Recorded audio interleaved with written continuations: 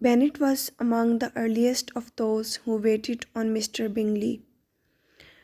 This sentence tells us that how secretive Mr. Bennet is, that he doesn't want to tell the information to his wife, or he doesn't share things with his wife, even though he went to meet Mr. Bingley, but still he said that he didn't want to go there or he never met him. So this tells us he doesn't consider his wife eligible enough to become a partner or to become um, a secret sharing partner.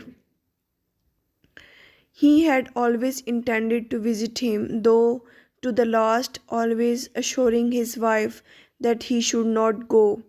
Until the evening after the visit was paid, she had no knowledge of it. It was then disclosed in the following manner.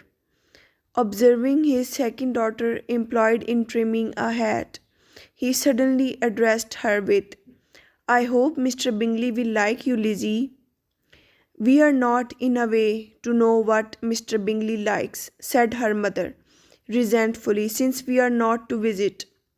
"But you forget, mamma," said Elizabeth, "that we shall meet him at the assemblies, and that Mrs. Long has promised to introduce him." "I do not believe Mrs. Long will do any such thing. She has two nieces of her own. She is a selfish, hypocritical woman, and I have no opinion of her." This tells us that at that time women used to belittle each other, they used to put each other down to get a better suitable marriage proposal for their daughters or their nieces. So this tells us so much about that era where Jane Austen used to live. "No more have I," said Mr. Bennet, "and I am glad to find that you do not depend on her serving you." Mrs. Bennet deigned not to make any reply, but unable to contain herself, began scolding one of her daughters. "Don't keep coughing so, Kitty, for heaven's sake." What does this sentence tells us? This sentence tells us that mothers at that time, they wanted their daughters to be perfect for a marriage proposal, to be perfect for having perfect in body. They used to focus on body very much.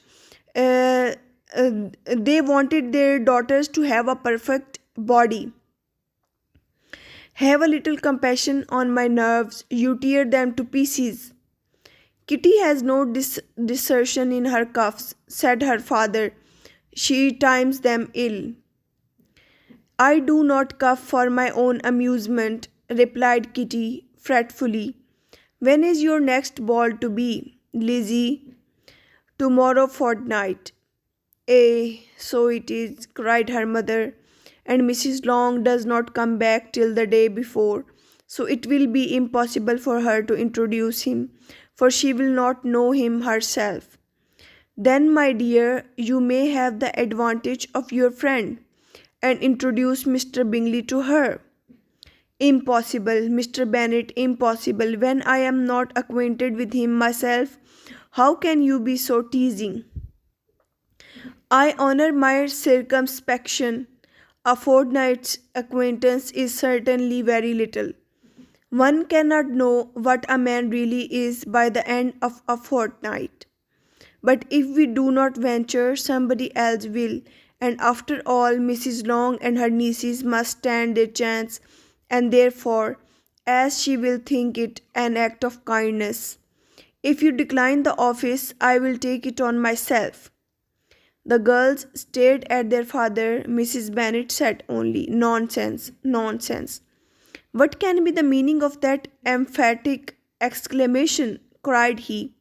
"Do you consider the forms of introduction and the stress that is laid on them as nonsense?" "I cannot quite agree with you there." What say you, Mary? For you are a young lady of deep reflection. I know and read great books and make extracts. Mary wished to say something very sensible but knew not how. While Mary is adjusting her ideas, he continued, Let us return to Mr. Bingley. I am sick of Mr. Bingley, cried his wife. I am sorry to hear that, but why did you not tell me to so before? If I had known as much this morning, I certainly would not have called on him. It is very unlucky, but as I have actually paid the visit, we cannot escape the acquaintance now.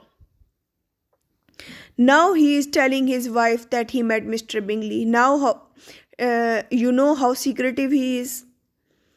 The astonishment of the ladies was just what he wished, that of Mrs. Bennet perhaps surpassing the rest.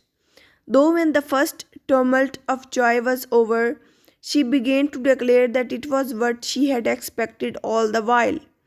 How good it was in you, my dear Mr. Bennet, but I knew I should persuade you at last. I was sure you loved your girls too well to neglect such an acquaintance.